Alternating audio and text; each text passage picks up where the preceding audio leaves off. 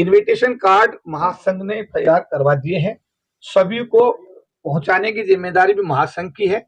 सभी को निमंत्रण पत्र दिए जाएंगे। निमंत्रण पत्र के साथ आईडी लाना बहुत जरूरी है। पूर्व राष्ट्रपति के आने के बाद में किसी भी जो हमारा साथी तब तक जगह नहीं ले पाएगा, जब तक अगर स्थान उसने ग्रहण नहीं किया तो उसकी 11 बजे के बाद में एंट्री असंभव है।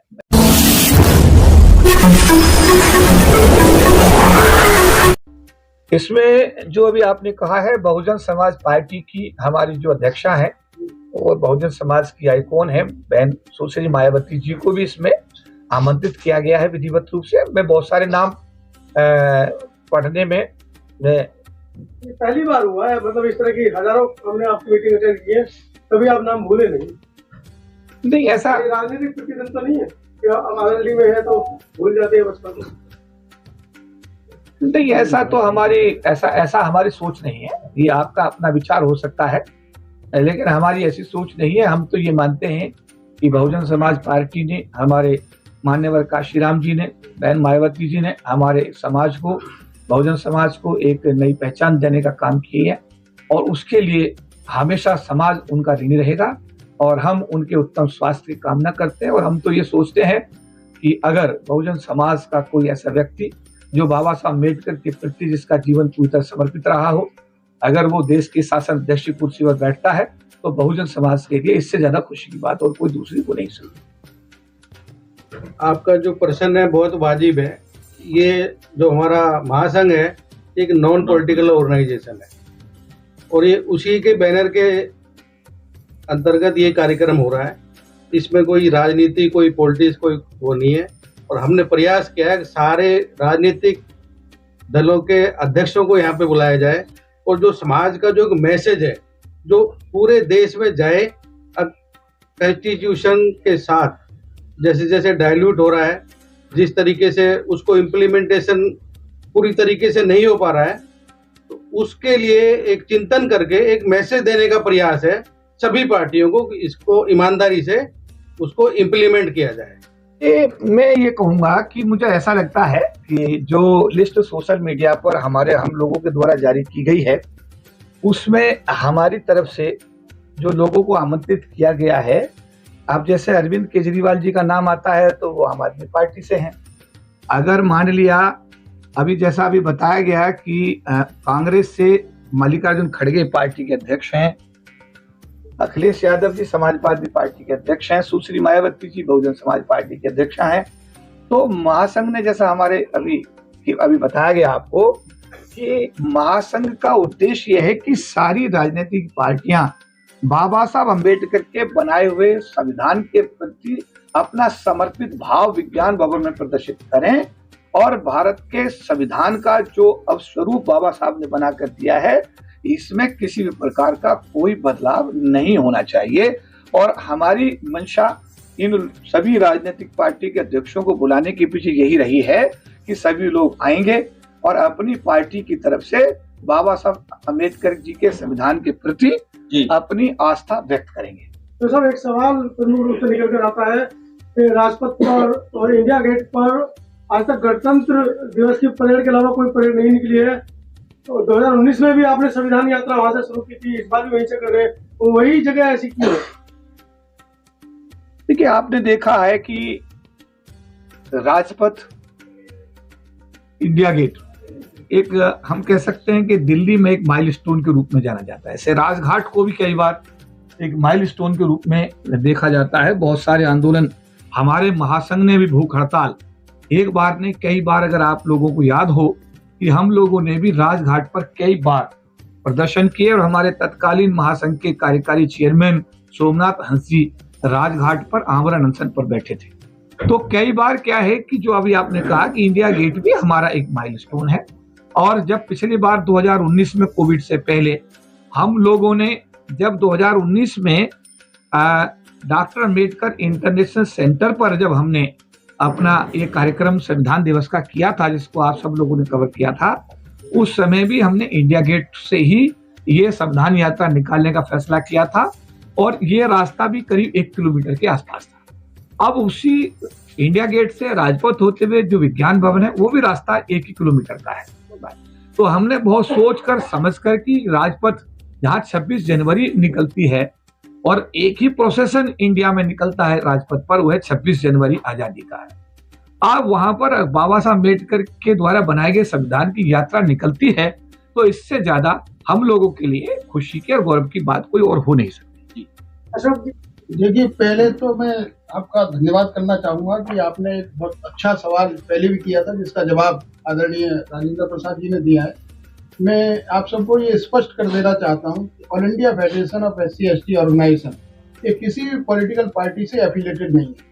ये जितने भी कर्मचारी अधिकारी संगठन है जो विभागों में या NGO में या ग्रामीण इलाकों में चल रहे हैं, उनका ये मिला जुला संगठन है। इसके द्वारा ये संविधान 25 दिसंबर को संविधान सभा का आयोजन किया गया है, मतलब विज्ञान भवन में। दूसरा, मैं ये मानता हूँ कि जो हमने पॉलिटिकल पार्टी के जो हेड्स हैं उनको सिर्फ इसलिए आमंत्रित किया है कि किसी न किसी कोने से, जैसे अभी हमारे पत्रकार मजदूर ने सवाल पूछा कि भाई संविधान को बदलने की बात की जाती है, तो हम उनको बुला करके उनका ये दृष्टिकोण भी जानना चाहते हैं कि तुम्हारा संविधान के प्रति क्या दायित्व बनता है, तुम्हारा दृष्टिकोण क्या है संविधान के प्रति, जो ये बातें उठ रही हैं तुम्हारा इसमें क्या जवाब है। तो हम उनसे ये भी मालूम पड़ेगी कि उनकी विचारधारा संविधान के प्रति, उनकी श्रद्धा या उनका सम्मान संविधान के प्रति कितना है।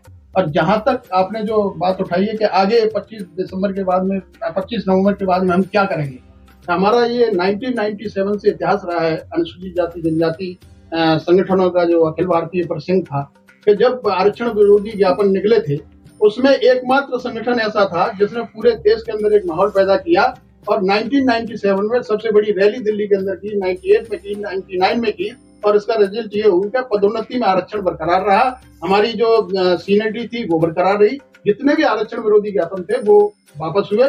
और इसी क्रम में all India federation of SC/ST organisation का ये संकल्प है कि 25 नवंबर के बाद भी हमारी ये यात्रा, हमारा ये संकल्प, हमारा ये जो विचारधारा है वो जारी रहे। कि अभी जैसा माननीय अशोक जी ने, हमारे कार्यकारी अध्यक्ष महोदय ने बताया, पहले तो सवाल का एक थोड़ा सा मैं और उसमें कहना चाहूंगा कि 25 नवंबर को हमने आपसे ये कहा है कि हम लोग बहुत सारे रेजोल्यूशन लेंगे, प्रस्ताव पारित करेंगे। क्या करेंगे? हम प्रस्ताव पारित करेंगे। उनमें एक प्रस्ताव ये भी हो सकता है कि 25 नवंबर के बाद में हमारे महासंघ द्वारा पूरे देश के सभी राज्यों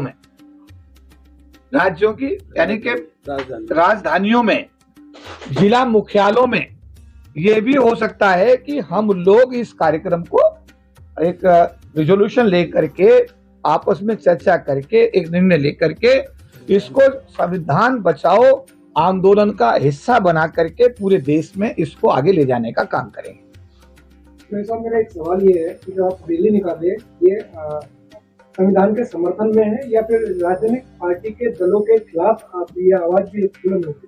देखिए, इस संबंध में बड़ा स्पष्ट हमारे 3 राष्ट्रीय पदाधिकारियों ने आपको स्पष्ट कर दिया है। All India federation of SC/ST organisations का इतिहास है कि पूरी तरीके से गैर राजनीतिक, पूरी तरीके से, नंबर 1। नंबर 2, हमारे जो भी फैसले आज तक रहे हैं वो संगठन ने अपने समाज को इकट्ठा करके, जोड़कर, समाज की ताकत बना करके, ताकत सरकार के सामने दिखा करके संविधान में 3 संशोधन, 81, 82 और 85 संशोधन करा करके अपने इस अनुसूचित जाति जनजाति समाज के आरक्षण को बचाने का ऐतिहासिक कार्य किया है। मुझे खुशी है कि इस संगठन के जो पदाधिकारी 97 में इस लड़ाई को लड़ रहे थे, आज भी वो 2023 में आपके साथ में सामने बैठे हुए हैं। दूसरा, अभी जो आपने कहा, हमारा उद्देश्य पूरी तरीके से अपने समाज को समर्पित है। महासंघ का जो 25 तारीख का कार्यक्रम है वो हमारे बाबा साहब अम्बेडकर के संविधान को समर्पित है, हमारे समाज को समर्पित है। और जिन लोगों ने भी पिछले दिनों देश में ये जो वातावरण को दूषित करने की कोशिश की है कि संविधान को बदलना चाहते हैं, उनको सीधा सीधा संदेश भी है कि अगर इस दिशा में किसी भी प्रकार का कोई भी कुप्रयास किया जाता है तो उसके लिए बाबा साहब अम्बेडकर के अनुयायी पूरी तरीके से 2 अप्रैल 2018 जब सुप्रीम कोर्ट के एक जज मित्तल ने एट्रोसिटी एक्ट को खत्म करने का दुस्साहस किया था, तो बिना किसी राजनीतिक पार्टी के, बिना किसी बैनर के ये समाज 2 अप्रैल 2018 को पूरे देश में आंदोलन करके अपनी एकता, एकजुटता, सामाजिक जिम्मेदारी का इस समाज ने परिचय दिया। उसी कड़ी में मैं आपको ये कहना चाहता हूं कि ये संदेश 25 नवंबर को साफ साफ पूरे देश को दे दिया जाएगा कि बाबा साहब अंबेडकर के बनाए हुए संविधान के साथ में किसी भी प्रकार की कोई छेड़छाड़ किसी भी स्थिति में बर्दाश्त नहीं की जाएगी। देखिए, इस संबंध में जो वहां की व्यवस्थाएं हैं, उनके लिए जो एक वहां पर इनविटेशन कार्ड के बिना एंट्री नहीं होती है। इनविटेशन कार्ड महासंघ ने तैयार करवा दिए हैं, सभी को पहुंचाने की जिम्मेदारी भी महासंघ की है। सभी को निमंत्रण पत्र दिए जाएंगे। निमंत्रण पत्र के साथ आईडी लाना बहुत जरूरी है, और आईडी ला करके समझ नहीं पाता, जो भी साथी इस कार्यक्रम में जिनको निमंत्रण पत्र दिया जाएगा वो अपनी आईडी के साथ सुरक्षा अधिकारियों को अपनी आइडेंटिटी बता करके वो उसमें एंटर करेंगे। और मेरा निवेदन ये है, क्योंकि इसमें प्रोटोकॉल रहेगा, इसमें एक प्रॉब्लम ये रहेगी कि पूर्व राष्ट्रपति के आने के बाद में किसी भी जो हमारा साथी तब तक जगह नहीं ले पाएगा, जब तक अगर स्थान उसने ग्रहण नहीं किया तो उसकी 11 बजे के बाद में एंट्री असंभव है। मैं इस पॉइंट को इसलिए बता रहा हूं कि आप इस खबर को थोड़ा सा लोगों को बता दें कि ऑल इंडिया हेडक्वार्टर जहां बैठे हुए हैं, यहां से सब लोग निमंत्रण पत्र अपने इकट्ठे कर लें, या हमारे जो महासंघ के राष्ट्रीय पदाधिकारी हैं उनके माध्यम से अपने अपने निमंत्रण पत्र ले लें, अपनी आईडी को साथ रखें, और 10:30 बजे के आसपास, माने 11 बजे से पहले सब लोग विज्ञान भवन के अंदर अपना स्थान ग्रहण कर लें। क्योंकि जैसे ही पूर्व राष्ट्रपति एंटर करेंगे, प्रोटोकॉल के हिसाब से उसके बाद में सुरक्षा अधिकारी किसी भी व्यक्ति को हमारे कहने से भी अलाउ नहीं करेंगे, क्योंकि जो सुरक्षा के नियम है हमारे समाज के सम्मानित साथी उन सबको समझेंगे और समझ करके उनका पालन भी करेंगे।